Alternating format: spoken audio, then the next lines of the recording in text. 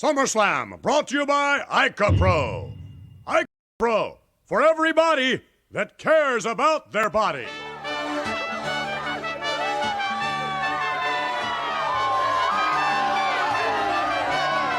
British Bulldog's gonna win, whether he wants to or not.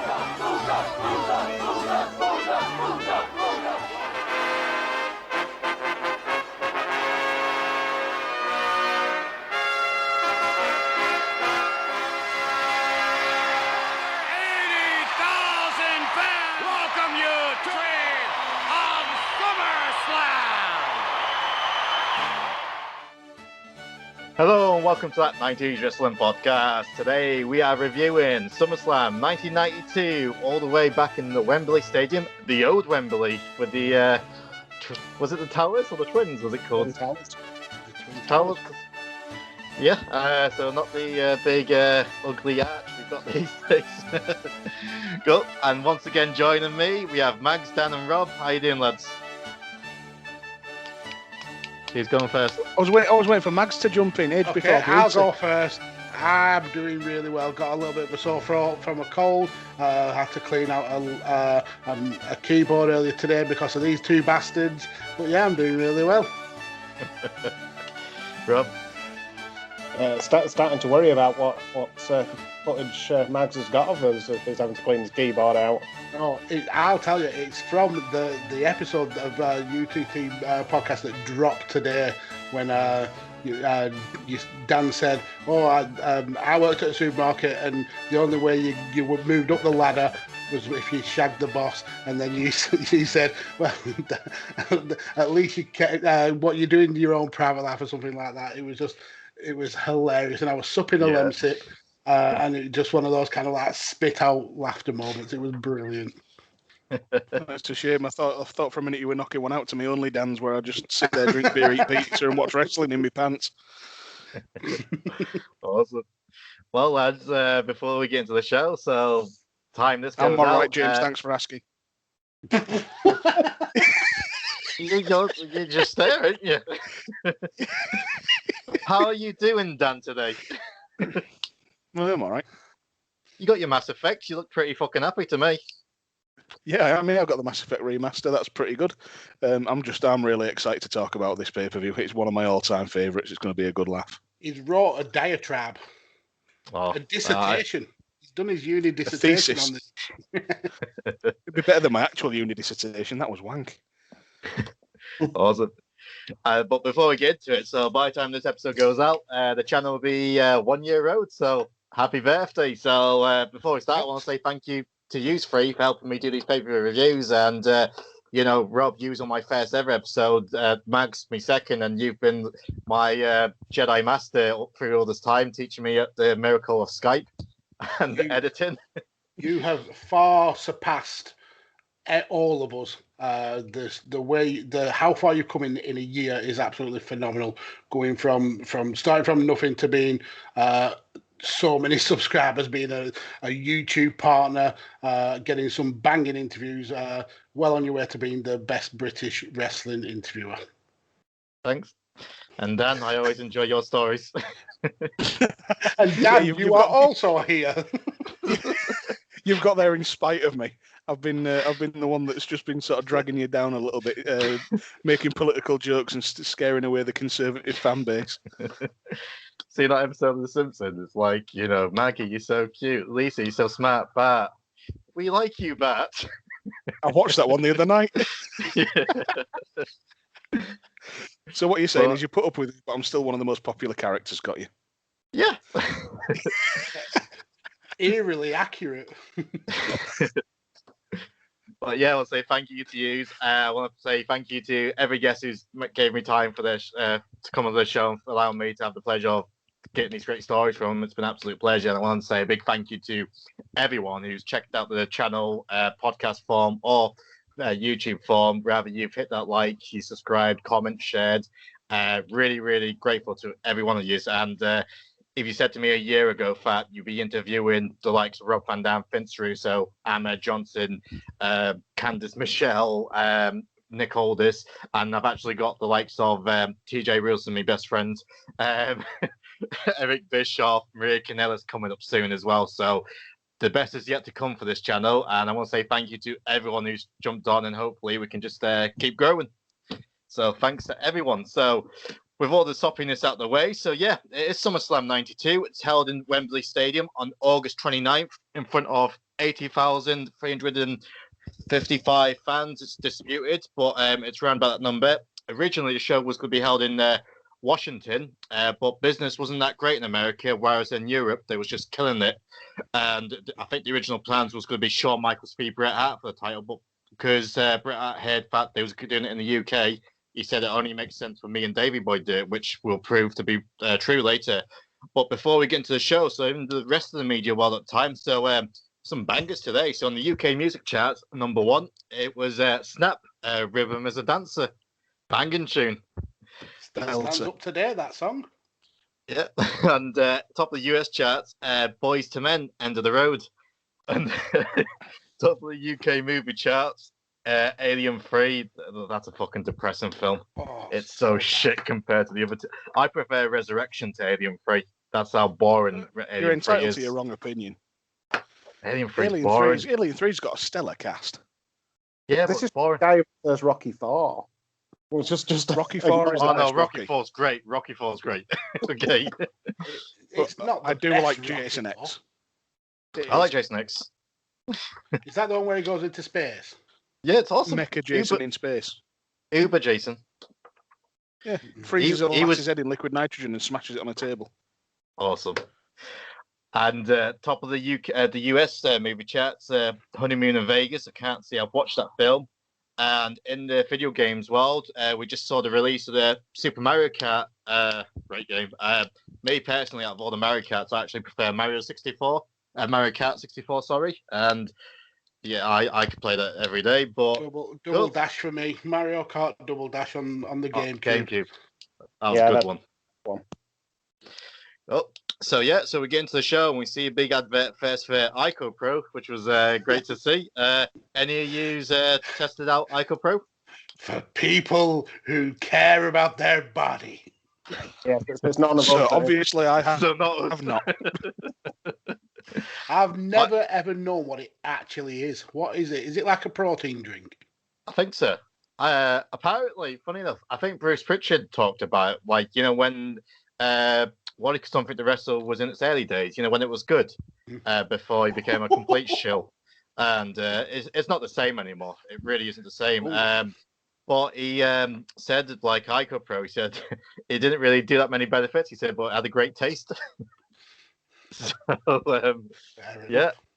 And then we no big intro, but we go to the fans outside, and obviously there's the famous British Bulldog fangirl, and she says the British Bulldog's going to win, whether he wants to or not. I know, that's absolutely brilliant. That. Maybe he doesn't want to win the match. But the accent she puts on as well, like a little phony American accent. Oh, so good. A lot of Ultimate Warrior fans as well. A hell of a lot, considering he was pretty much on his way out. Yeah, and I mean, we was talking about possibly having a shell suit tonight, but there was many shell suits on display in the fans outside the arena. But cool. So we get into the show, and yeah, Vince and Bobby starts us off, and no Gorilla Monsoon, and Bobby Heenan's got his crown.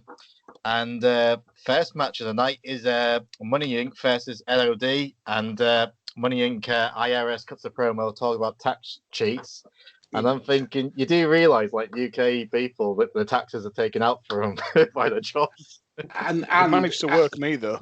It managed to work me. Saying British are tax cheating, if you paid your fair share, you won't put a burden on the royal family. Fuck off, they sponge off us. Yeah, I was just going to say, Oh, ironic politics, that Dad. 2021 has politics. proved the royal family to be That's my only one. basically milking us, and then the government giving away billion pound contracts to the best mates. So yeah, it's certainly right that they deserve to sponge off us.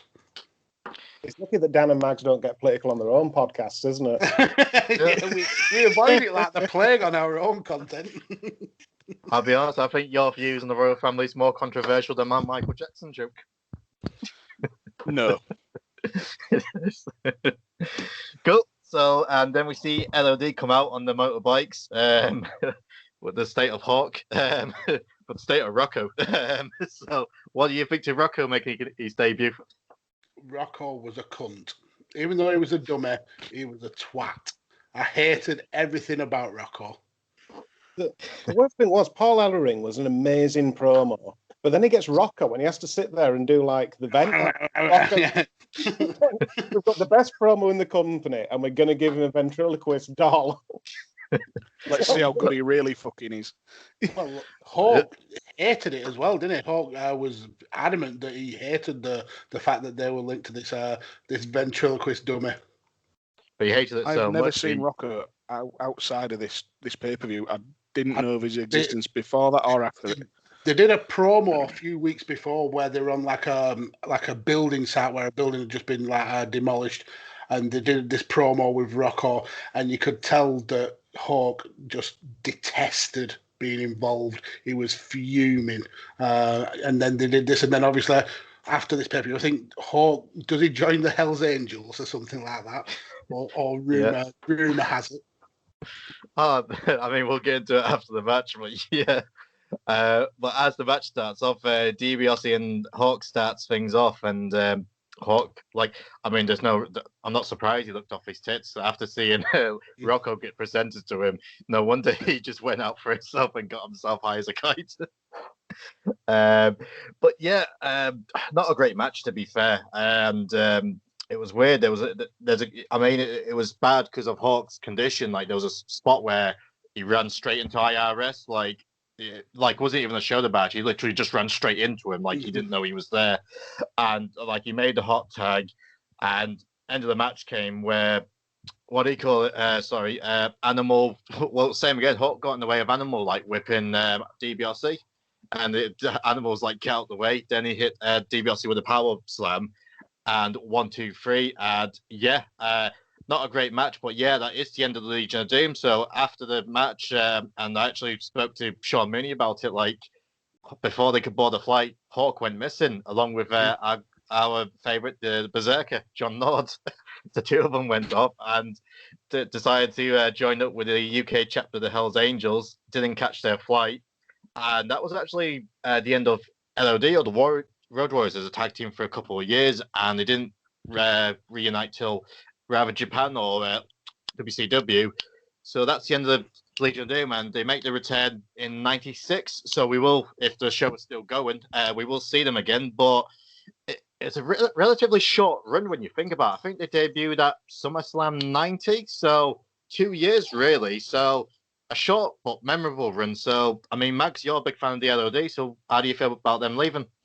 Yeah, it's, knowing now the how unstable Hawk was with his addictions, it made sense that WWE just couldn't trust him to be the face of the tag team division. When a guy literally leaves the pay-per-view and then goes missing and joins a biker gang, there's no way you could say these are the guys that you're going to put a strap on, but they still were so massively popular. They've still got one of the biggest pops. I mean, the image of them riding down to the ring on the Harleys with those silver shoulder pads is iconic.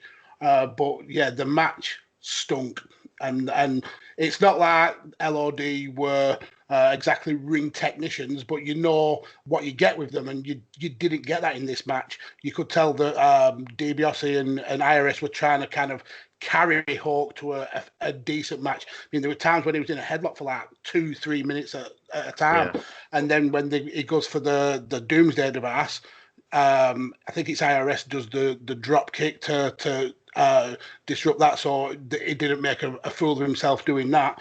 The end I always thought was a botch with the way it just comes from out of nowhere, but you can tell that was the guys kind of calling it in the ring, saying, look, we need to get this out of the way because Hawk is going to hurt somebody in this, and you can see why he doesn't celebrate as much as maybe Animal does, because he didn't know how the finish was coming. Yeah, it was a sad way for him to go out, but I'm just glad they got another run in WWE, and I'm glad before he passed away, he did kind of like get himself back on the right track. But yeah, as a fan at the time, I absolutely loved him. But knowing what went on behind the scenes, yeah, I can understand why WWE were quick to get rid of him.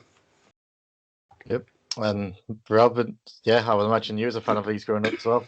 Yeah, big fan. I mean, we've been quite lucky on UTC podcast to cover most of that second run, just when we've hit it, and we've hit it with them looking really good, and we've hit it with them looking not so good, and we've hit it with Hawk being in the brawl for all and just looking awful, and Paul Ellering coming back basically to kill them off, and just being sort of sad. And there's this one phase in the career where they're with Sonny and literally they just wheel them out for a pop and push them back because LOD and Sonny aren't really in a state to do anything else but just walk to the ring and walk back. It's really sad, really. But you know, when they were good, they were amazing.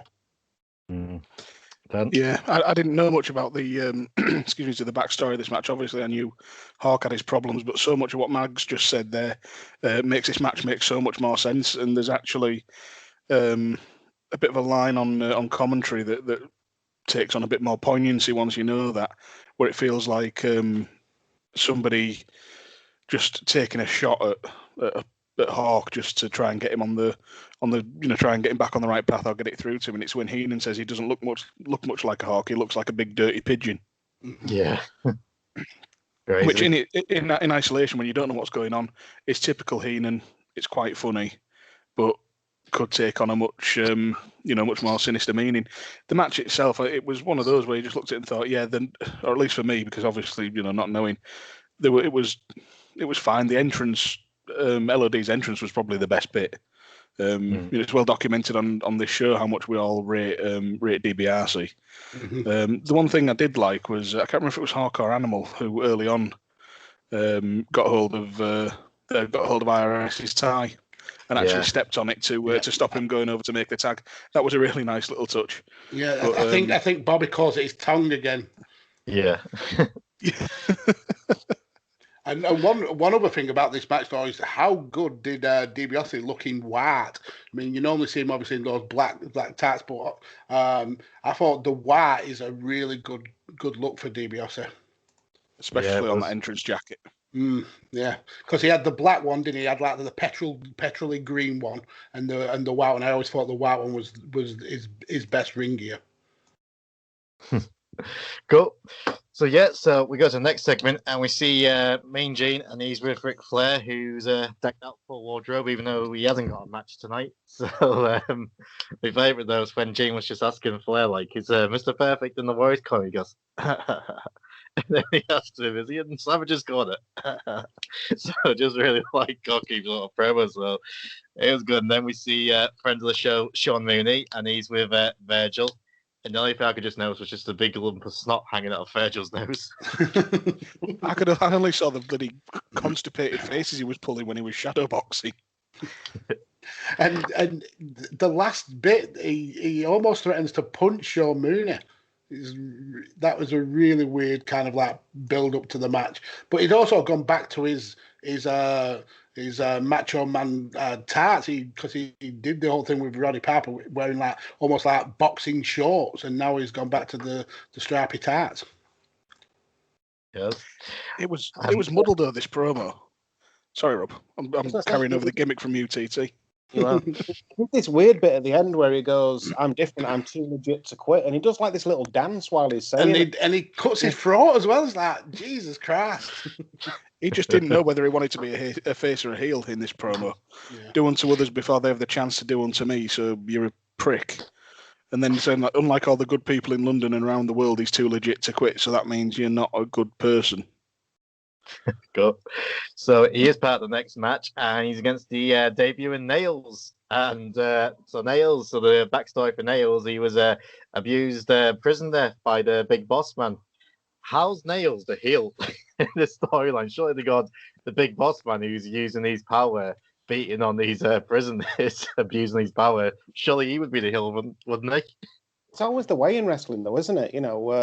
when they had that Rusev and Lana wedding reception, Roman Reigns comes out and destroys it. And everyone's booing Rusev and Lana for having the wedding reception destroyed. It's like, what? I love it as well that he kept his orange jumpsuit, and I'm thinking, shouldn't that be property of like the state? And You're going to try and take it off him. Oh, he had a lot of proper. At least he combed his hair, though. That was one good thing. He combed the centre parting into his hair, like a 4-year-old. Yeah. One thing I did notice, and I don't even remember noticing it watching the match before, how bad he was at getting in and out of the ring. It's like he didn't have a clue how to do it. It took him forever to get out of the ring, and then took him forever to get back in the ring. Really weird, like very lumbering. Yeah, I mean the two skills he seemed to have worked on was clotheslines and chokeholds. Yeah, pretty much. That was his two go-tos. The Undertaker school of matches at the point. I noticed Vince McMahon fuck up a call as well, which was a bit of a running theme. Nail smashed Virgil's face into the apron, and McMahon said he smashed his face into the buckle. Like, away, Vince. I'm pretty sure that when SummerSlam went out originally, I don't think it was live. I think maybe they put it on a day later in the UK or whatever. I'm pretty sure they didn't show this match. I'm pretty sure they cut away to a football analysis show with Andy Gray and Richard Keys talking about an Ipswich Town game. Oh, right. I mean, Jesus Christ, going from bad to worse with them too. Yeah. I mean, that's a good thing you brought up, Rob, because two matches got cut out. It was broadcasted for the American audience, so two matches we missed. I say we missed out. Nasty Boys for the Bushwhackers, so I think we were saved from that. And Papa Shango for El Matador. Originally, Shango was meant to be against Hulk Hogan, and then the Texas Tornado. Then in the end up, it was El Matador. So down they went for his matches. So no Papa Shango tonight, but he did win his match. So he won on his pay-per-view debut, you could say. But yeah, clotheslines and chokeholds. That's something I could say about this match. And Nails wins and attacks Virgil afterwards. And I think everyone was expecting Bossman to run out because all the fans was just looking at the entrance ray, but it wasn't to be. So that's Nails with a debut victory. So then we see Lord Alfred Hayes. He banging on the Macho Man's door. Proving himself absolutely fucking useless. All he confirmed was that the door is locked. Yeah, pretty much. The best bit was he goes, I can confirm the door's locked. And then he tries the lock again just in case. He was hilarious. And we see the next bit, and it's Mean Gene. He's with Sherry, and it shows a video package of the upcoming match between HBK and Martel, with the stipulation fact they wasn't allowed to hit each other in the face. And yeah, just showed them interfering in each other's matches. And Gene asks Sherry, who are you going to be with? I'm going to be with my man. And in the background, you can hear Shawn Michaels. Sherry, come on. Okay, Shawn. And Shawn Michaels must have stole his gimmick later on from Sherry, because the assless chaps as well. Oh God, the jokes from Heenan and Vince. It was just rapid fire ass jokes. Yeah, they loved it. They absolutely loved it. Did you like Martel's Wimbledon outfit? All white. And it's, yeah. Bobby Heenan said it was the worst case of moths he'd ever seen when he saw Sherry's Atlas chap.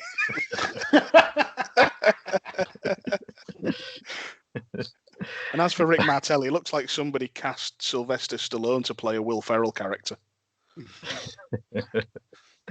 Did you like the full-length mirror that Sherry was carried to the ring with Shawn? That was a good touch. I did like that.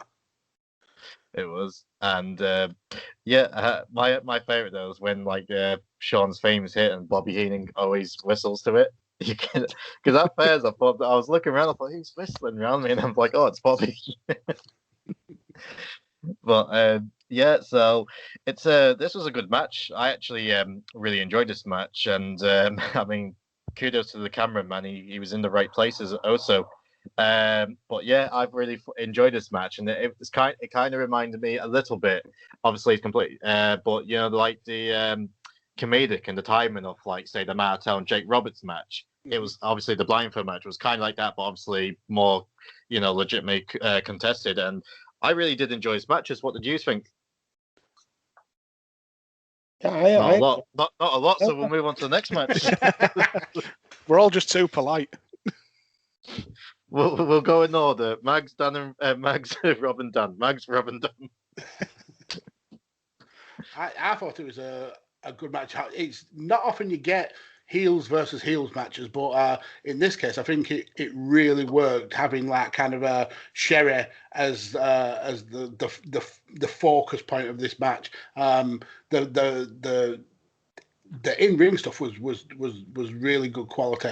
The whole stipulation of not hitting each other in the face, that led to a few good points where will they, won't they, and then we get like the slap contest halfway through. Then the bit that really kind of made the match for me though was when Sherry fakes fainting, and then Shawn goes to like help her and inadvertently pushes her on the floor. Then they're arguing between each other about who's going to help her, and then they're farting on the way down to the backstage. And Sherry like pops her head up like, where the fuck have these two gone? Pretends to faint again. Yeah, I thought it was great comedy from two. I mean, we all know Rick Martel can do good comedy matches anyway. Shawn Michaels not really known for it, but I thought he did really well in this. And yeah, it was a really fun match. Perfect way to end it with the double count out, disqualification, whatever it were. I enjoyed it. I thought it was a good match. Yeah, it's. I mean, one of my favourite moments when Martel's given CPR, and Heenan was like, "Hold my headset, you stay here." And I mean, and then the biggest highlight of the match was so when they're fighting up the ring, the agents came out, and we saw our favourite Rene Goulet. So we saw our first spot of him. So always great to see Rene. But yeah, double count out for the match. So yeah, really enjoyed it, and I suppose the bit at the end where he throws water over Sherry and Shawn Michaels really done it. So did you enjoy it, Rob? Yeah, it was great. I mean, it was just the way that Sherry can play that sort of slapstick character. Mm-hmm. And she'd really, made the match at WrestleMania 7 sort of thing, with how much she bumps and how roughly can you be treated and all that sort of stuff. And there was just this thing of like every time Shawn picked her up, they were picking her up like a bag of spuds. They were like, careful at all. And then Martel's like trying to carry her nicely, and then Shawn's like over the shoulder. But cool. And Dan, I would imagine you like this next segment as well. So we saw Shawn Mooney's with the Nasty Boys, and I just wrote down sweaty promo. It was a wee bit, but just going back to the match, I actually thought a lot of the early action, sort of the one-upsmanship element of it, was just absolute quality. Like Michael shooting off Martel, drop down, leapfrog, does another leapfrog, and you got Martel just cartwheeling away. Yeah, I absolutely. Yeah, absolutely love anything like that, and they're both trying to do similar things, which was just fantastic. But we glossed over the fact that we got more ass jokes in the middle of the match when they both tried to pull the tights. Yeah. And Shawn's there trying to pull his duds up, and what was it? Heenan says, "I've never seen so many smiles in all my life," and Vince is there saying, "Talk about cheek to cheek." Vince is loving it. I think Heenan had. Heenan spent a lot of time sort of fawning over Sherry, and then at the end when she gets drenched in water, he says something along the lines of, "I thought the Wicked Witch of the West was supposed to melt when she got water on." He was like, "Make your mind up, Bobby, come on." But yeah, big sweaty promo from the Nasty Boys coming up. They were just, I was kind of just like, they always seem to start promos laughing. Right, everyone. And Jimmy Hart's just there having his like Weasley little fuck. I was like, what are they laughing at? What are they laughing at? It turns out they were laughing at Sherry. So at least they made it make sense. It was the start. It was the start of their face turn, really, because they said that we're next in line for the tag team title shots, and they went to Jimmy. We're next in line, and Jimmy was like, "Well, it's Money Inc. first sort of thing." It's like, okay, you got title shots, so this is the beginning of their face turn, really.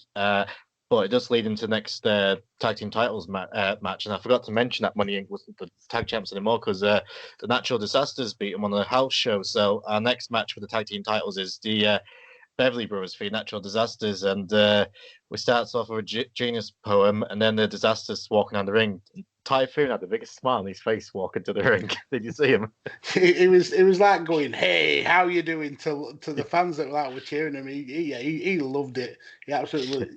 He plays a way better face than he does a heel. I don't think you could ever kind of take him seriously as a heel. Earthquake definitely you can. He played a heel really well. And to be fair, he actually played a good face, especially in this role. But yeah, Typhoon, no matter what, he's always going to be Uncle Fred in it. I'll tell you, it was with the Beverly Brothers. The Beverly Brothers comes across as a tag team who would be loved by the internet wrestling community these days. Like a jobber tag team. Typically, that's what gets over the IWC these days, jobbers. And I feel like the Beverly Brothers, if they was about today, they would be massively over online. I mean, they'd be over just for the size of the shoulder pads that they had on the robes. I still don't know which one's which. Blake's got the rake. So shout out to OSW Review. So Blake's got the rake, so the mustache, and Bo was the clean-shaven one. So yeah, that's the only reason I know, because of OSW Review. And I think this is the pay-per-view debut of Mike Chioda as well, which was fun to see. So spoiler, might be getting them on the show soon, so we'll have to wait and see. What a flex! What an absolute flex! Names dropped this evening. Another one. The UK's #1 podcaster, according to my friends Jofo and the Ring, the Canadians. So they know where it's at. I love Bobby's new nickname for the Typhoon, the Buffoon. That gave me a chuckle.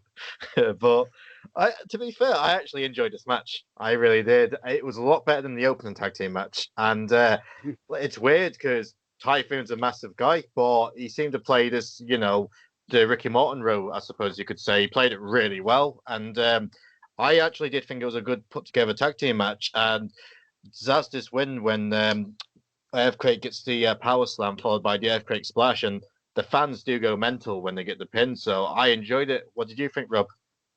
Yeah, it was kind of the face turn you never knew you needed, wasn't it? It kind of worked because they were pretty limited in what they could do given the size. But working face and having, the Beverly Brothers cut the ring in half and just work them on the ropes and that kind of thing, it covered all that up. So you didn't even notice they were limited. And then you just get a quick comeback at the end sort of thing. So, I guess we're used to seeing them as heels, but it felt so much better seeing them as faces. It fit just so much better. Yeah.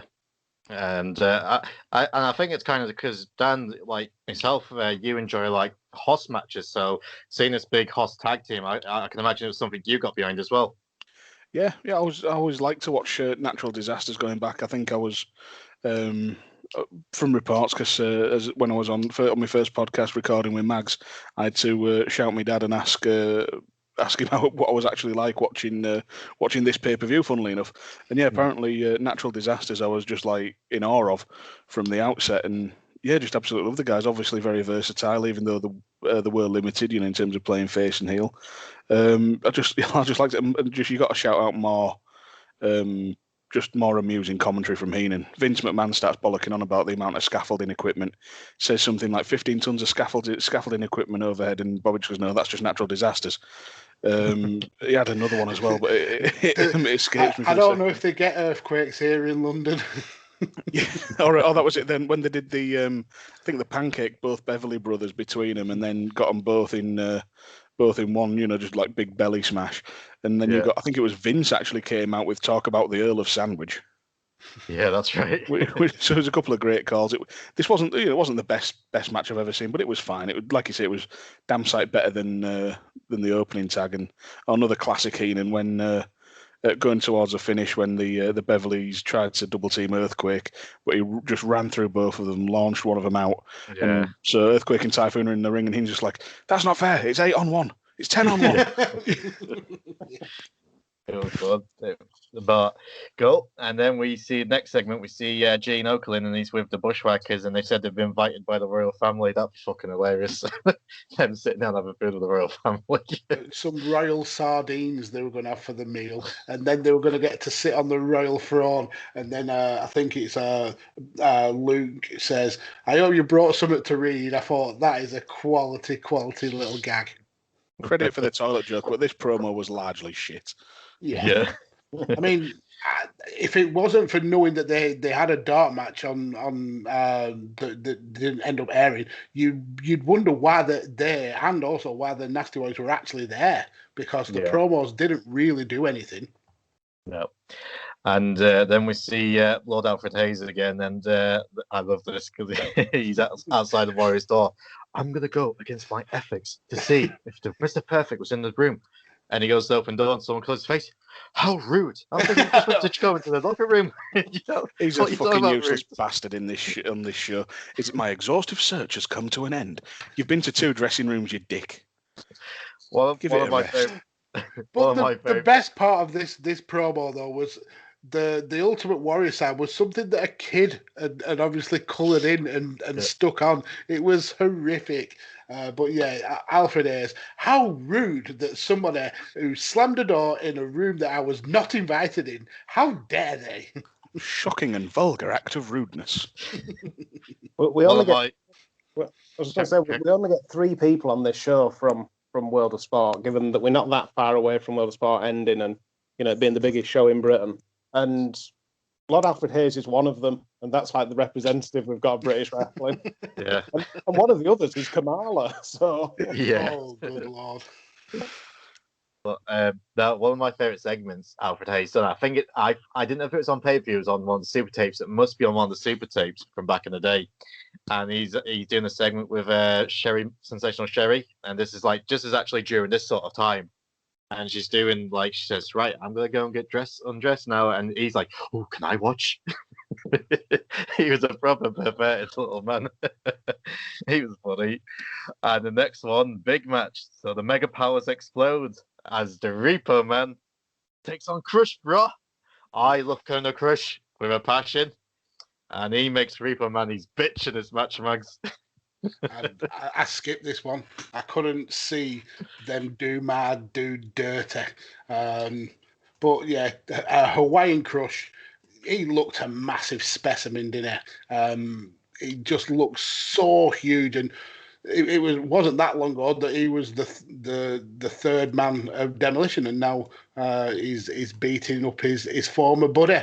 But yeah, it was a squash match. Really kind of putting Crush over as like this huge powerhouse. Poor guy destroyed Repo Man's brains with that Crush kind of, I don't even know the name of his finishing move, but where he just squeezes the head, the cranium crush or whatever. It was a 5-minute match that filled a bit of time and upset me because they beat the best wrestler that's ever lived. I wrote down Crush. To me, I wrote down the Hawaiian Rob Terry. He looks a spitting image. And he's definitely a contender for Mother of the Night. So we'll get to it later. But yeah, Crush, quick victory over the Reaper Man on his pay-per-view debut. And yeah, like I said, I was a fan of Kona Crush, and I love the theme song and the look. And I mean, it's definitely that new generation sort of, era we're going into. But big fan of Kona Crush, so it's great to see him on the show. And yeah, and we get to the next. We see Gene and promotes the video package between Savage and the Warrior feud for the World Wrestling Federation Championship. And the basic storyline going to this is the teasing that Mr. Perfect will be in the corner of either man. And they kind of spoil it because they show some clips of Flair and Perfect attacking Warrior one week, then attacking Macho Man the other week. So I'm thinking, well, surely they're not supporting either wrestler. But it was crazy. But we get into the match, and Warrior comes out first. And do you see the amount of people running towards the front row when Warrior came out? It was massive. There's not many people who get a bigger pop than LOD, but these two both got huge pops. Yeah. And Macho Man, as I wrote down, he seems to be the mid-card WWE champion, a gimmick that CM Punk would take years later. Yeah, but in America, didn't they switch the run around? So this was on last.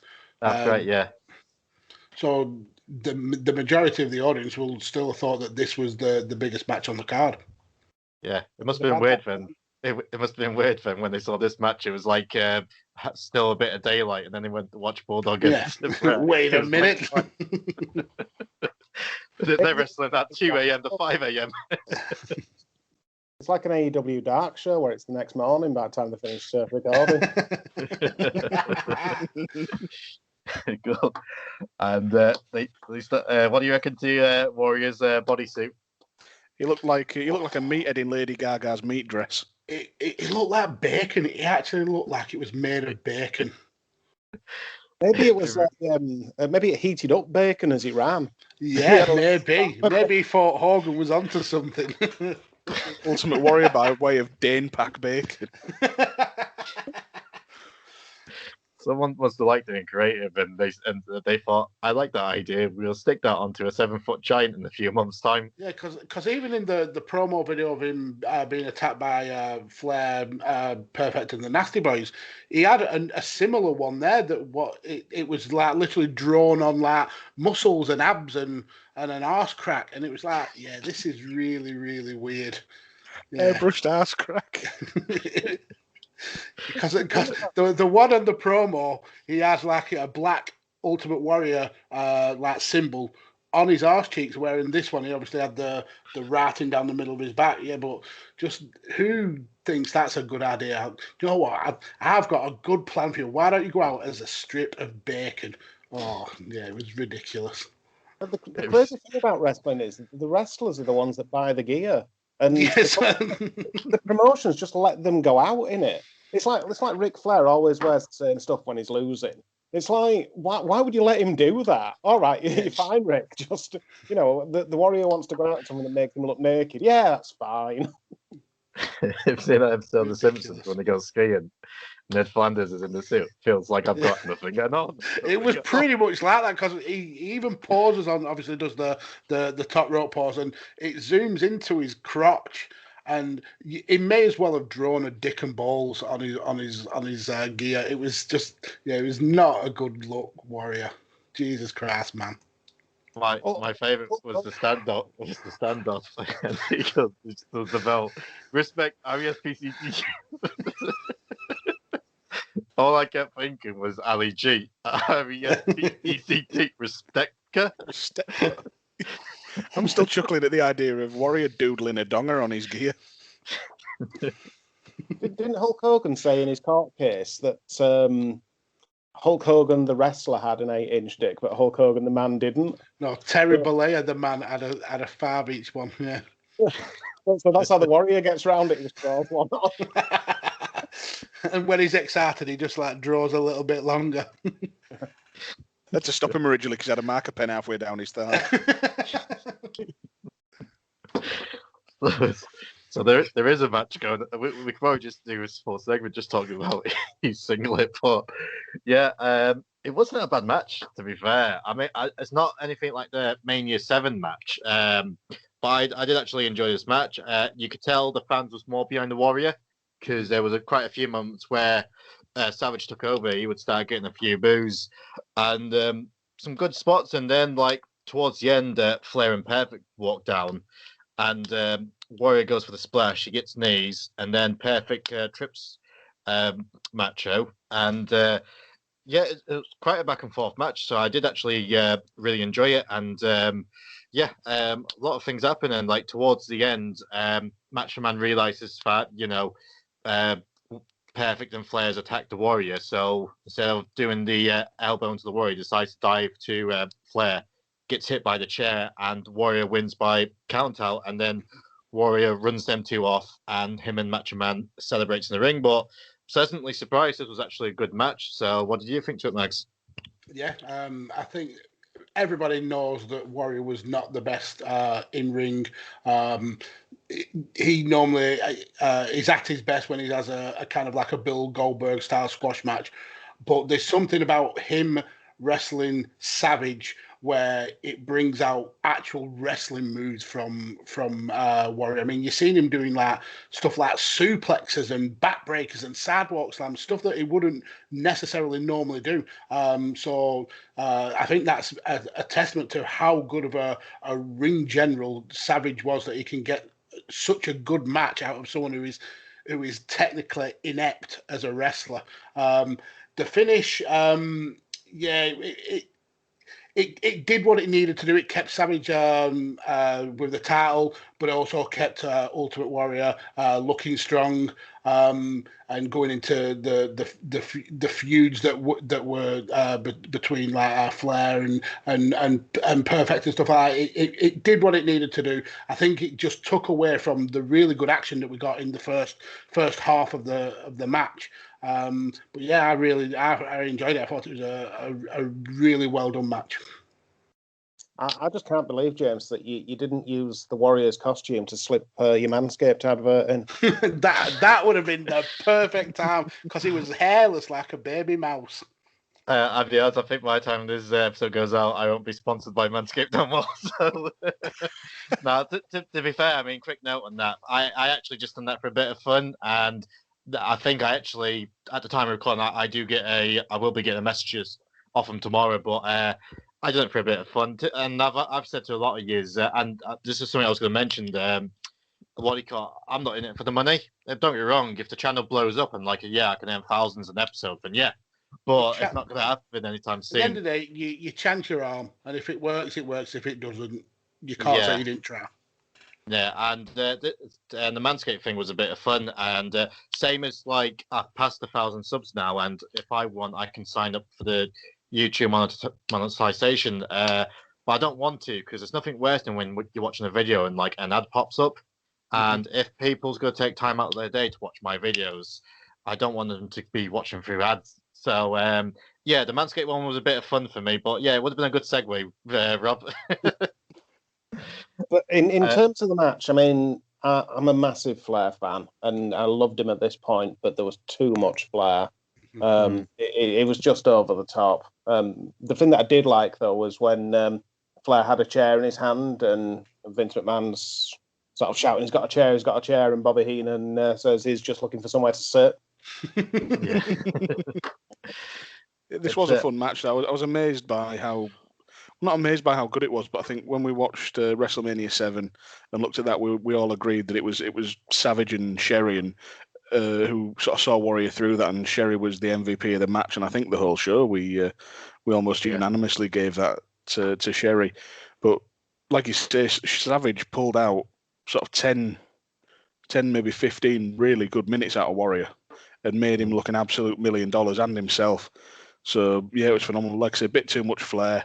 One thing that did sort of half amuse me, I try not to criticise what anybody does in the ring, because Christ knows it's more than even the basics is more than I can do. But Savage hit the slowest sunset flip ever at one point. It was like watching an indie slow-mo match. Bless him. But yeah, I really enjoyed it as well.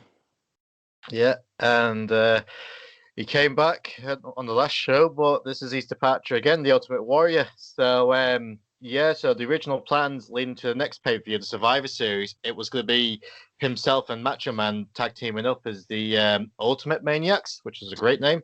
They would have been tagging up against Ric Flair and Razor, the debuting Razor Ramon, but because of the steroid trials being in full effect during these days, he basically got released because I haven't got it with me, but it was rather he got caught with a shipment, him and Bulldog, or something along them lines, or they got done for something where they wasn't really in the wrong.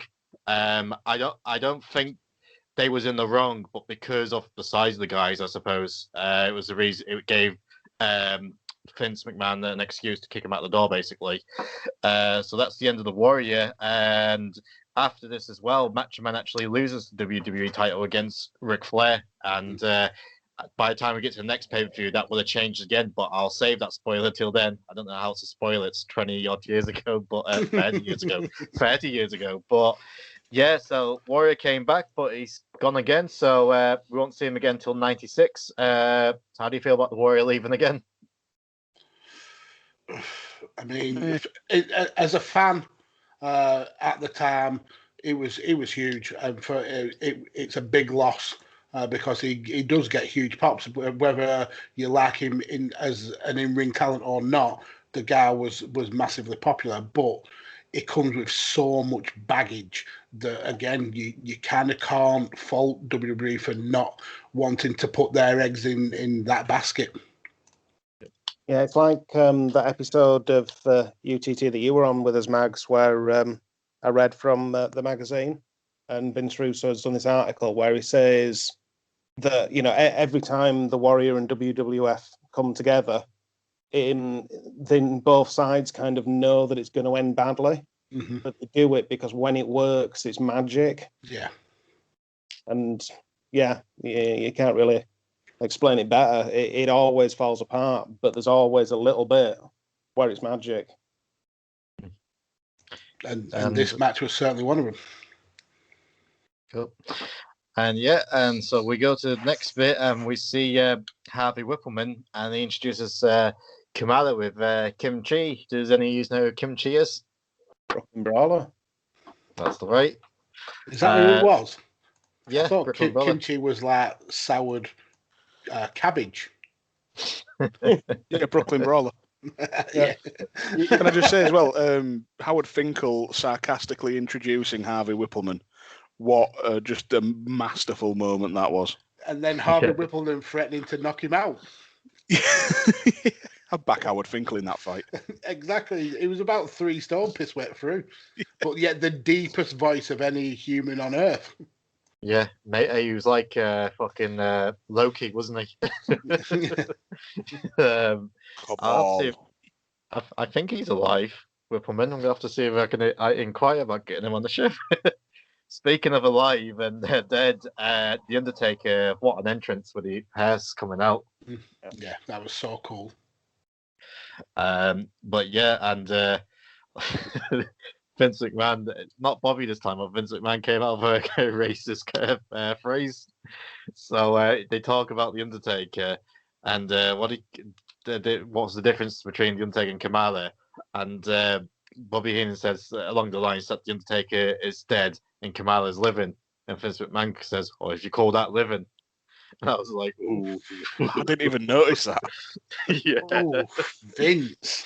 I did like one of Heenan's little comments in the Taker entrance was they had a shot of the hearse from the front, just sort of like front slight to the side, so you had Bear and the driver. See the driver, and Heenan just goes, "Look at that idiot! The steering wheel's on the wrong side." Yeah. How many of you paused the network to see who the driver was? I didn't. I actually didn't know. No, I tried to look it up. I got no idea it was.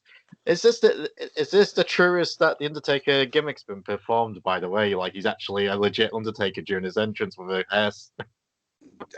I mean, you could well be. I mean, there is that obviously the body bags and stuff like that. But yeah, I think this is one of his cooler entrances. Yeah, definitely memorable. I can't remember who I saw it from on Twitter today, but they were basically pointing out that the Undertaker essentially became a zombie wizard. Because he's meant to be undead, but he's got magic powers. And I was kind of sat there just like, yeah, that makes it even more ridiculous that the whole thing worked. It's not even an Undertaker, though. It's like a gravedigger. The Undertaker's the person that arranges sort of the funeral. Yeah, and Paul Bearer is essentially the Undertaker. Well, Paul Bearer was the embalmer, but he didn't do any embalming. None of them do what they do. At least Repo Man repoed things. And crushed things. Well, Undertaker made coffins. So does Undertaker make coffins, or was there like a coffin maker? That's a carpenter. A joiner. The Undertaker gimmick could lose a bit of mystique if all he had was just showing him sat behind a desk, taking notes and writing down a format. Yeah, a little co-op funeral logo on his. Yeah, just come into the ring. I'm sorry for your loss. This is our next series, ain't it? You're like just analysing the gimmicks. How true are they to the wrestler? The Undertaker went from a coffin maker. In the end, he became the devil to an MMA, and then he became an MMA fighter. And zombie wizard. Zombie wizard, American biker. Fucking hell! I thought Chris had a few gimmicks. You can just jack of all trades. You can just imagine his disciplinary hearing at the co-op, can't you? A load of work. What's your excuse? Paul Bearer's his union rep. Go. We're going on strike.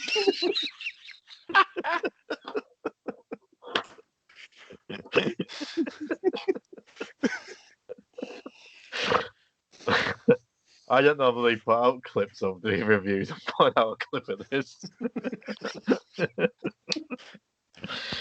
Oh, God. They had a match. Who cares? Rob swaps, making a dead man. They had a match. So yeah, Taker goes, gets a choke slam on there. Kamala goes to the tombstone. Kimchi hits him for the DQ win for Taker. And yeah, Kamala actually looks strong afterwards. He beats down on Taker, a few top rope splashes, and then Taker sits up. I can't say he chases Kamala to the back. He kind of walks him to the back. And yes, and we'll see the two of them again at next pay-per-view Survivor Series. And then we see Shawn Mooney, friend of the show, and he's with the British Bulldog. I love the Bulldog, but he was never the greatest interviewer, was he? I thought this promo here, it was quite reserved, because normally it's a bit of that sort of shouty cocaine promo. And it was almost as if someone had told him he was going to be on the BBC or something for this one. It was strangely calm. Yeah. Although he did towards the end of it when he's giving that grin, he had a bit of a faraway look in his eye, and his smile was a little bit wonky. He looked higher than Giraffe Pussy. Mm-hmm. Yeah, and we see Gene with Bret afterwards. This was actually not a bad promo by Bret. It was a bit of the heel, I suppose, with this promo, and like saying, you know, I'm the one who introduced you to my sister in the first place. I brought you to the World Wrestling Federation. So this is probably one of the best promos I've seen Bret do up to this point, because I mean, you could say the last promo he done with Roddy Piper was a great promo, but it was pretty much all Roddy, basically. So this is probably Bret's best promo up to this point. And yeah, the main event. So I can imagine that this is going to take the biggest part of the review. But before we do get into the match, me and Rob aren't even going to speak about it. We're just going to let Dan go off. But we see the Balmoral Highlanders, and we see Roddy Piper's surprise, because he actually left after Mania, but they brought him in for this show as just a surprise, and then he'll make sporadic appearances after this. He doesn't wrestle again to, I think, King of the Ring against Jerry Lawler. King of the Ring 94, I think it is. So that's his next match, so it's a couple of years away. But nice to see Roddy Piper. Did I ever tell you about my Roddy Piper story when I went to see him live? I don't think so. No. So back in Nottingham, 2006, a Raw live show. And he was actually tag team champions with Ric Flair that night. Surreal, I know. And they was actually teaming up with the Highlanders against the Spirit Squad. It's like an 8-man tag match. But before they came out, before the match started, like Roddy Piper is cutting a promo, and Lillian Garcia was like introduced, "Welcome home, Rowdy Piper." He comes back, and I know he likes to portray that he's British or Scottish. It's so great to be back here in Nottingham. Sounds like Kevin Costner and Robin Hood. But it was great to like, because I've only been to like one show, so it's actually, you know, it's quite a good thing to say. I actually saw Ric Flair and Roddy Piper as tag team champions. Yeah, that's cool. That is pretty cool. One thing I did notice in this little bit with the Balmorals is I thought Roddy was faking playing the bagpipes. Yeah. But then when you see the wider shots and you see, I focused on the finger action. I don't know what you call it, but he was in time with all the rest of the guys. So whether he took some lessons or whether they showed him how to play or not, but it looked like he was genuinely playing the bagpipes, which I've heard is a really difficult instrument to be able to play. So props for him for doing that. I think he actually did learn. Yeah, I'm sure I heard it somewhere. So you are right to be impressed by the timing of his fingering. Well, that's why he's called Roddy Piper, because he actually played in a bagpipe band when he was a teenager. Oh, cool. And even they did, years ago, Ric Flair and Roddy Piper were on an episode of Wife Swap, where they swapped. It was really funny, actually, because Piper was playing the bagpipes on that, but it was really funny because at the end, when they're sort of, meeting around the table, they were going, Rick, you've got to slow down. If you keep living your life at this rate, you won't be here this time next year. And obviously, it's Piper that's not there, But yeah, no, he definitely played the bagpipes. But yeah, I think they literally piped the music in on this one, which the bagpipes is. Yeah. And then we see Sean Mooney, and he's with Diana. I fucking hated this interview with a passion. She is a bad interviewer. She's just so wooden. It was awful. She couldn't finish what she wanted to say, and she went, well, how many times did Shawn Mooney basically have to cut her off and say, look, can you get to the fucking point, love? You're taking the piss here. This is why you don't have non-wrestling people on, like, being interviewed on a show, or if you do, you give them some direction and say, look, just say that. You've got this point to answer these questions. Keep it short, keep it simple. This felt like it went on for 20 minutes. But, she's not, to my knowledge, she's never really been, apart from being a member of the Hart family, she's never been actively involved in wrestling. No. Or any form of promo work. Yeah, but you think about it, you've got people like Miss Elizabeth, Deborah McMichael, Sable, Cheryl Roberts. You've got all these people that have come in and done an amazing job just as the spouse. And I mean, Sable went on to superstardom, sort of thing. So they weren't wrong to think they could use a spouse, because there's clearly a blueprint there. But yeah, she was not the one, was she? No, maybe ask her more than 20 minutes beforehand, because she really didn't fucking want to be there. No, doing that. Yep. So it's time for the main event. So out first, it's the main events for the Intercontinental Championship. So out first is the British Bulldog, complete by the Canadian Lennox Lewis, representing the UK. I'll be honest, Lennox Lewis is actually my favourite boxer of all time, so it's great seeing him, to be fair. Great fighter. Great fighter. But yeah, so it was great to see them too. Big roar from the crowd. And then Bret came out, big roar, few boos, which was expected, but still big cheers for Bret. And stare down a lockup. Dan, we're going to go to you, the opener of this match. It's just awesome, wasn't it? Before we even get to the opening of the match, there was a funny moment that I don't think I'd ever noticed before. When Bret does his usual thing of going to give the glasses to a kid at ringside, Bret holds his hand up for a high five to the kid. The kid's dad goes to high five Bret, and Bret just fucking ignores him. Wow. Just completely blanks him. This guy's just left there just like, okay, no. And the kid's just like in awe of Bret. Yeah. Just sat there. But I mentioned sort of the one-upsmanship earlier in the Michaels Martel match. There was a lot of that in this match, but just to the nth degree. Mm-hmm. Just them both just trying to get one up on the other. Bulldog using his power, Bret trying to use the speed and technique. But the atmosphere even now, and I must have watched this match 20 times in the last 24 hours. It was just electric. The whole thing was just electric, and a lot of it is either Bulldog or Bret trying to work their way out of holds. It's what a lot of people would call sort of proper wrestling. The amount of time Bret goes to the headlock takeover or just has a headlock, and it's we know why now, because Bulldog had spent 3 weeks getting off his tits with Jim Neidhart. Yeah, well, I think it was the second headlock takedown where Bulldog went to him, Bret, and Foot, and you could. you could tell as the match went on, but it didn't slow it down. Yeah, there was a few rest holds, but they was good timed rest holds. It made sense. And yeah, I mean, no disrespect to the Bulldog. We're all big fans of the Bulldog. And it's no disrespect to say that Bret dragged him through this match, but it's not like he dragged him like he was completely useless.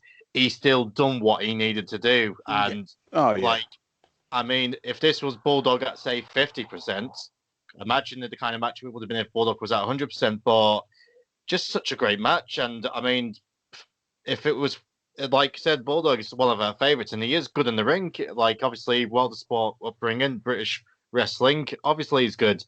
But if he was in this ring with anyone else, maybe Owen Hart would have pulled a similar match out of him, but I doubt that even. But if it wasn't Bret, this would have been a catastrophe. But such a great match, and Bret was just the greatest ring general, in my opinion, and the best storyteller in wrestling history. And that's just me. And I know I've joked about a few times earlier, but I actually messaged TJ Wilson, Tyson Kidd, about this match today. Close personal friend of the show, and interview will be out by now. It will be out time this goes out, but I mean, I spoke about this match like on the podcast, but also in general, and he went, yeah, he said it's a brilliant match. He said it's one of my favorites because he actually lived with British Bulldog for a while, so he was actually really close to the Bulldog in his family. But yeah, I ain't got. There's so many things I wrote down, but before we go back to Dan, Mags, what was your favourite moments from this match? I think brief. Yeah, I don't want to piss on Dan's fire, but I think the match in general, now knowing what we know of how this match went down, and like Dan said, with Bulldog being just high off his tits. The rest holds and the sleepers and the headlocks all now make sense, because they're the points where Bret is kind of like walking Bulldog what's going to happen in the next couple of minutes, and it's rubber stamps why Bret was one of the very best to ever be in the ring, because he's taken a guy who, if you were able to direct him, this match would have been horrific. And he's lucky really that Bulldog was still in some condition where he could take a couple of minutes direction at a time and still be able to pull off the moves. But yeah, like I said, imagine if Bulldog was 100% like compass mentis in this match, it would have been probably the best match of all time. The fact that we've got a match that's still in that conversation with a Bulldog who is fucked up beyond belief, it's absolutely outstanding, and it's by far the best Intercontinental match ever, and it's got to be in the conversation for being one of the best matches of all time, and that's all down to how good of a ring general Bret Hart actually is. And it's kind of an advert for rest holds in general. I mean, rest holds are kind of really out of favour in the modern product. Everything has to be fast moving. You know, the Randy Orton and all that sort of stuff. But it can really add to it. And it can really add to the level of intensity with the crowd. You know, the crowd didn't see that as a bad thing. The crowd laps it up. I mean, to be fair, it was a very hot crowd and they were hot all night sort of thing. So it kind of did help it. But the crowd were invested in the rest holds. And I guess without stealing Dan's thunder, you know, that these two go on and have another amazing match at In Your House 5. Yeah. We'll wax lyrical about it when you watch that with us, James. You know, again, this kind of just magic together. Can't put a foot wrong. You just hear that match is on the card and you know it's going to be a banger.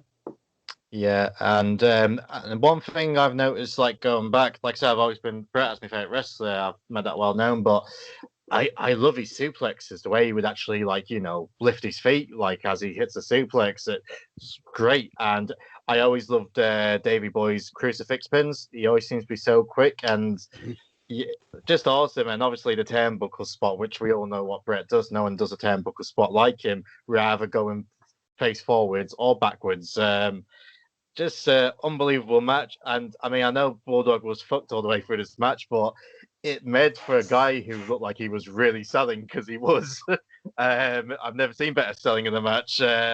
But Dan, we'll go to your second diatribe. Hit us up. What else have you got to say? It's funny you should mention crucifix pins, because pages 17 and 18 of my essay on this match actually deal with the crucifix pins. Allow me to read verbatim of what I wrote down. No, there was one of the first really amazing moments in the match was when Bret goes for a punch, and Bulldog, whether it's Bret just managing the punch really well or Bulldog dodging it, Bulldog dodges it and hits that really quick crucifix pin, which is amazing. You think 1-2, obviously kick out. And then later on, Bulldog, they try and do a similar thing. Bulldog tries it again, and Bret just falls backwards. Yeah. For the 2 count. And Rob's saying about the rest holds, and not to get all, sort of old man yells at cloud, but the rest holds just made the action when it did go fast paced, when they did have that burst of energy, it just made it all mean that little bit more, because thinking, oh shit, what's going to happen? And then it'd be okay, they're back down, they're going to fight out the hold again. Is this it? And it's just like, it kept you on the edge of your seat. It took you down, it brought you back up. Whereas a lot of, going back to what Rob said, a lot of sort of modern stuff's just go. Like I bemoan all the false finishes in modern day wrestling, where they're taking, a million finishes and kicking out at 2 or kicking out at 1. This match had a lot of false finishes, but they all felt legit. They all felt like it could be like Bulldog grabbing a quick crucifix or Bret just dropping back on it. It's like, is this going to be the end? Is this going to be the end? And skipping a lot of good action, but that's exactly how the match finishes. Yeah, it's catching a pinfall out of nowhere. They built to it really well. One thing I did want to mention, going back to Lennox Lewis, is actually during one of the rest holds, the commentary actually used it to hype Lennox's next fight, which was the fight versus Razor Ruddock, not that one, not the footballer. That's who I thought it was. No, it wasn't. It was Donovan. It was Donovan Razor Ruddock, who was it was like a heavyweight contender. Lennox Lewis actually TKO'd him in 2 rounds. The fight was on Halloween. I did look into that because I had a minute. My internet was being a bastard. Razor would have been wearing the Warrior's skin suit, knowing his path on for being naked. But yeah, just I could genuinely turn this into a 4-hour podcast just talking about this match, but I'll spare you the I'll spare you that. And just a brilliant match. I don't think we can do it justice in going over it, but we're trying. But I mean, Bulldog hits his standing suplex, which is, I mentioned I love Bret's short suplex where he lifts his feet, but Bulldog's standing suplex I've always loved. Hits the power slam and gets a 2 count. I actually think this is the first time someone kicked out of the power slam as well, so it was quite a big moment. And then top rope superplex gets a 2. Then double clothesline. And I think I got my stories mixed up because I thought it was the Mr. Perfect match where Bret got I got mixed up. So the night before, Bret was in the hotel room with Julie, which made a change. And he's told her to get laid on the floor, and he found a way to hook a sharpshooter in and then use it in this match. So that's where it came in. So I think I got it mixed up with the Perfect one, but it was this one. That was definitely a cool spot. Yeah, that was brilliant. Gets him in the sharpshooter, and Bulldog reaches the ropes, and then the finish comes. Bret attempts a sunset flip. Bulldog reverses it. 1, 2, 3. Massive roar from the fans. New IC champ, and then I suppose it's the aftermath as well. So the Bulldog's there offering a handshake to Bret. Bret stalls, and then Bret eventually goes over to hugs him. Diana joins. Pyro hits, and I think that.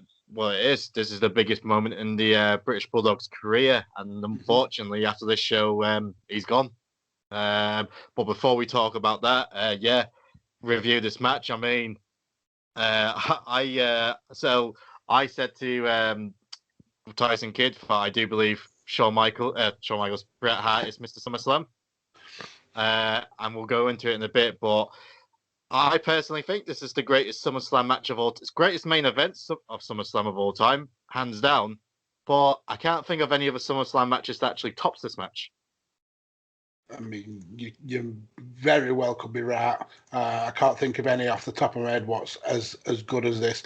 And I think it's telling that when we get to the end of the match, even Vince doesn't kind of like do any kind of overbearing commentary. Just lets the picture of Bulldog winning the title and what it meant to him just tell the story. It's so good. It was a brilliant moment, an absolutely brilliant moment. And then I think he says later on that could be one of the greatest matches of all time, and he's actually right, because it is one of the greatest matches of all time.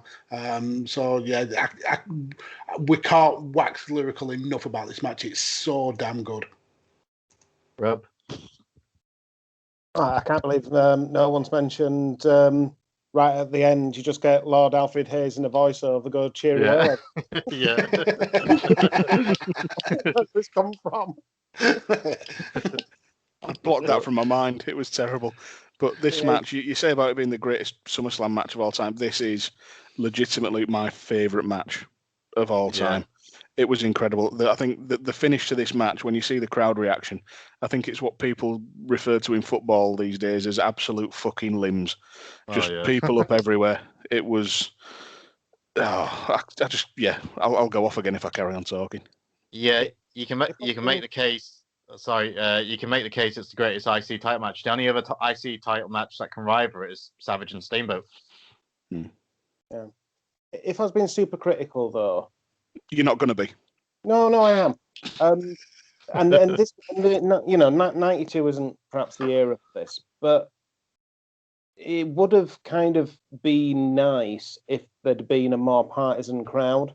I mean, Bret still had his supporters within the match, but if this had been a bit later on, you might have got that sort of, like Cena on ECW One Night Stand, or the against CM Punk sort of thing, where the entire crowd's against him. If we'd have had that, I think it would have been slightly better. But that's kind of the only criticism I can give it, really. And I think that goes to it being, but the UK in general, as far as WWE goes, even nowadays, or before, pre-COVID, we got 2 tours a year, so it's a very deprived market, and you're getting 2 big personalities who are essentially faces like Bulldog and Bret. They're both going to get cheered. Bret did a great job of getting heat throughout the match. He had a few times when he had his shenanigans and a few of the more heelish traits took over. He got solid boos. Yeah, but, I get where you're coming from, though, Rob. The thing was as well, though, and it's the reason Bret's getting this mega push, which we'll see in the next show. But Bret was just so over in Europe, and like in the UK and especially Germany, he was in his book. They said like you're getting more mail than Hogan, and the reason he gets the push instead of someone else, which I'll talk about the next show. You're not going to believe who it is, but I can understand where you're coming from, Rob. That it'd be nice to have that classic heel-free babyface, but I don't know. I think that kind of led to the match because both of them was beloved. And it's not just that. The brother-in-laws, they're legit family. So the fact that you got these 2 baby faces who you both love, not just that, they're both family and they love each other. And it's kind of splitting your allegiances aside, thinking, I don't know which one I want to win. And I think that adds to the drama. You don't really know who you want to win. Obviously, Bulldog's the main babyface night because obviously it's the UK. But to be honest, I actually personally think that adds to it. Well, if this had been in America, we could have got a nice USA chant going for Bret, couldn't we? we will not talk about that Cody Rhodes promo. I haven't seen it yet. It's funny. But what I would say is, I think we were saying earlier about Michaels versus Martel and how heel versus heel doesn't often work. The same can be said for face versus face. How often do you get 2 sort of beloved baby faces actually get this kind of reaction? Fair enough, Bret got the boos and he took on a more heelish role, but they're still both getting cheered at the end, where it's kind of you've been a dick, but we love you so much, we'll forgive it. I mean, it's something that you don't really see till WrestleMania 17 with Stone Cold and The Rock. Pretty much. But hell of a match. And unfortunately, that's the end of the Bulldog for the time being. So we mentioned the Warrior. I think what it was, they was getting like a shipment, and I think it was a legal shipment they was getting. I think that's what it was, but because the pressure was getting to Vince. It gave him an excuse to fire him. So I think that's what it was. But yeah, the greatest moment of Bulldog's career, easily. Obviously, I've interviewed his daughter and we spoke about it the night before and how he felt and like that day and things like that. And Sean Mooney said this is his favorite pay-per-view he's been a part of as well, and this is his favorite match as well. So yeah, great moment. But yeah, Bulldog sadly leaves, joins WCW, which it's weird seeing him in WCW. Teams up with Sting against Fader and Psycho Sid Vicious, and we see that Beach Blast, that classic mini movie, which is hilarious. For the next time we do see Davey Boy, I think he returns in '95, early '95. I think he returns, or 94. I think he returns actually. Yeah, so not too long. We have to wait till we see him, but still be missed there. But yeah, after this, he actually drops the title to Shawn Michaels at the Sad Night's main event. And originally, he was actually going to be working with Doink as well, I think, at WrestleMania, but he kind of looked at it as like a demotion. Even though the original Doink character, which we'll get into next show, possibly the show after, the original heel Doink was actually a great character. But yes, sad to see Bulldog go. But yes, so that's SummerSlam. The buy rate was actually down from the year beforehand, but the gates was massively up. And for merchandise on the day, they sold approximately £1.4 million worth of merchandise. So that actually worked out to basically everyone in attendance buying a T-shirt a piece. So and a lot of foam fingers. Oh, yeah, a lot of foam fingers. Hell, a lot of them, and a lot of the phony LOD shoulder pads.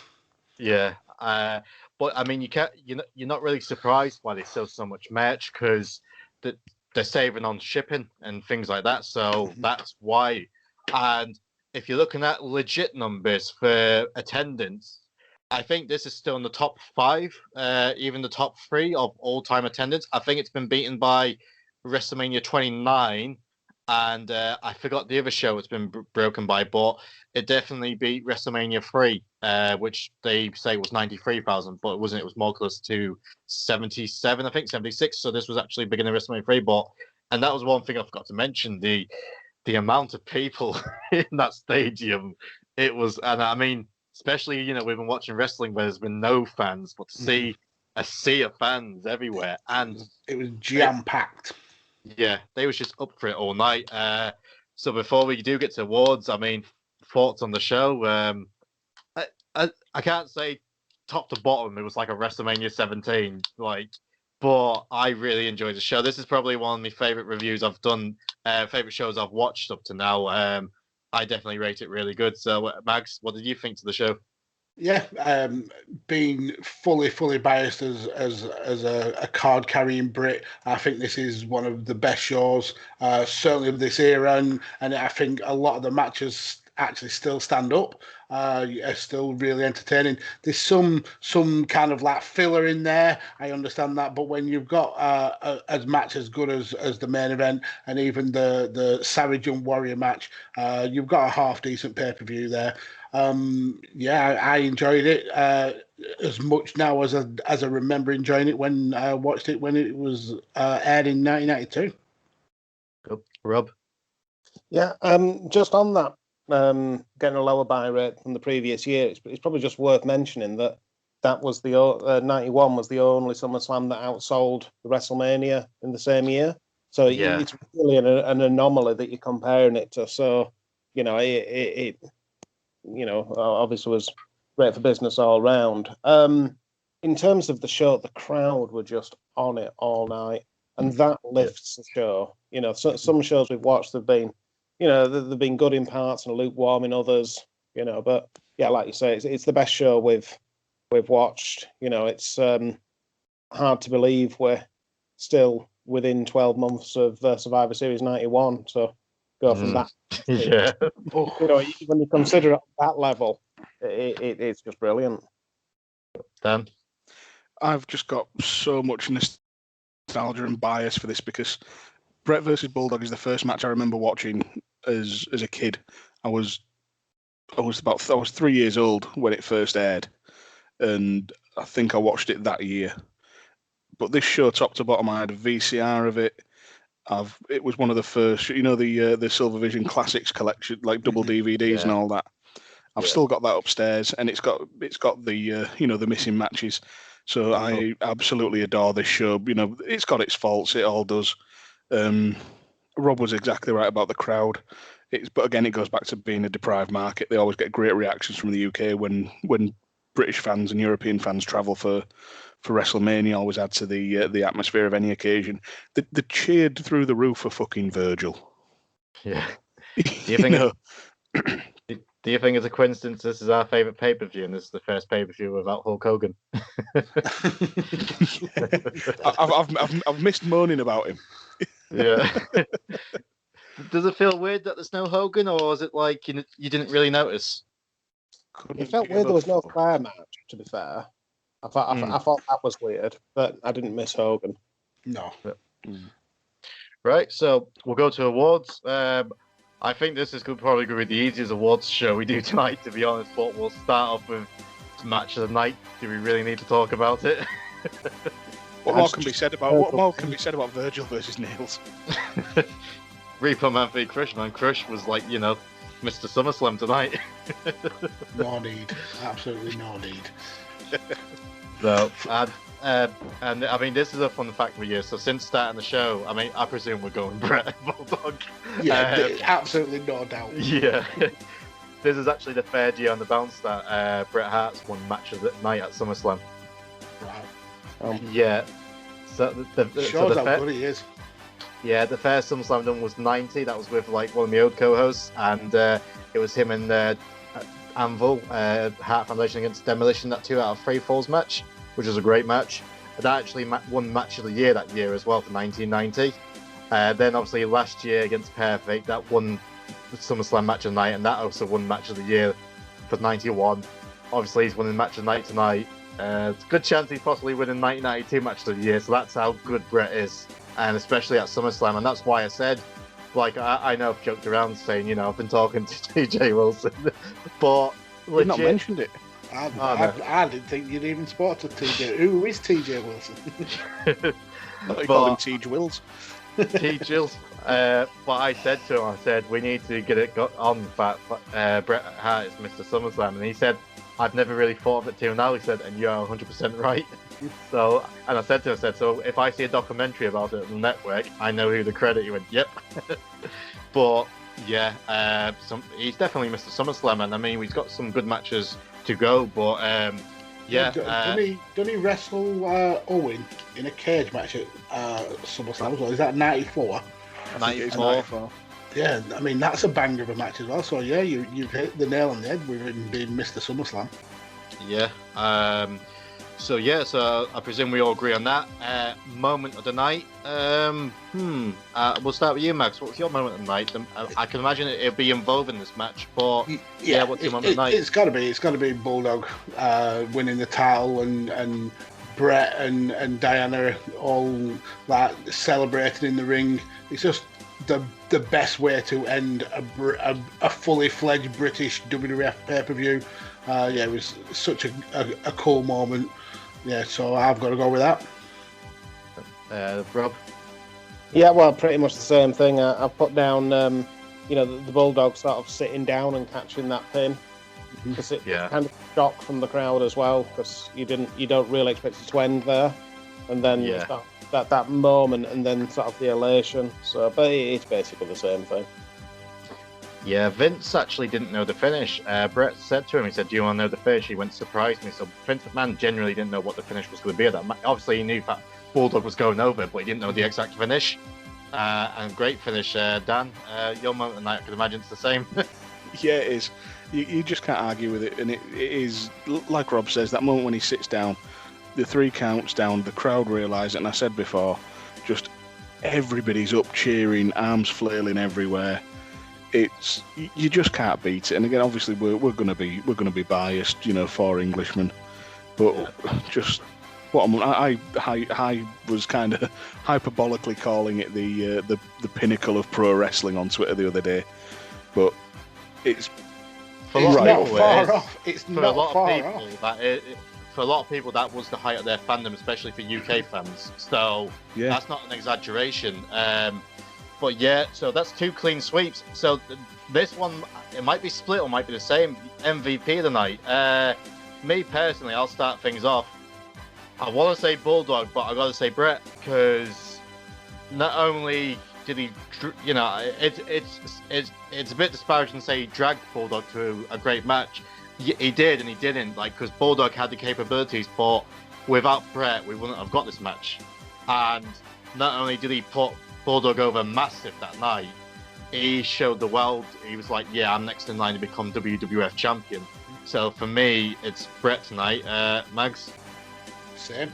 I think knowing now what we know about Bulldog's condition going into the match, that to me puts him over the top. The fact that he was able to get a 5-star classic match out of somebody who was not of sound mind at the time, it just proves he was the best there is, the best there was, the best there ever will be. So yeah, I've got to give it to Bret.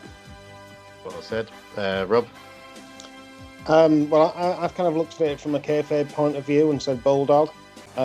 Just the the sort of the emotion that he had to be awkward, didn't you, Rob? Couldn't just say Bret, could you?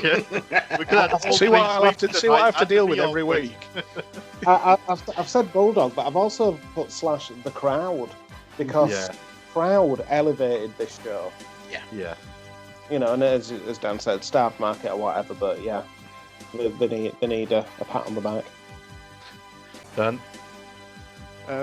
I've gone Bret again for all the reasons we just detailed. Scenes that you didn't pick nails. I did want to give an honourable mention to Savage for getting another cracking match out of Warrior.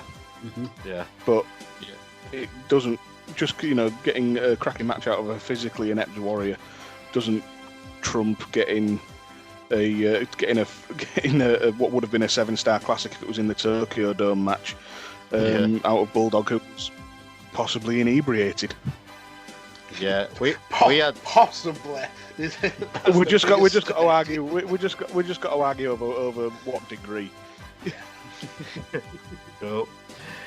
And a mullet of the night. I played my cards earlier. I got to say, Krish, it was a great mullet, and for a debut as well. Well, a re-debut you could say, but Krish had a fantastic mullet tonight. Mags?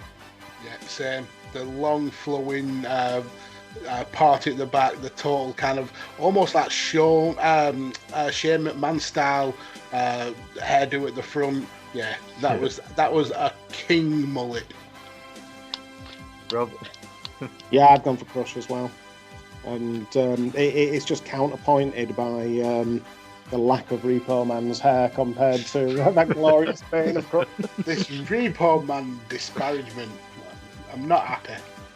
Oh, don't worry, we haven't got much Repo Man left, to be honest, so we're going to be sad soon.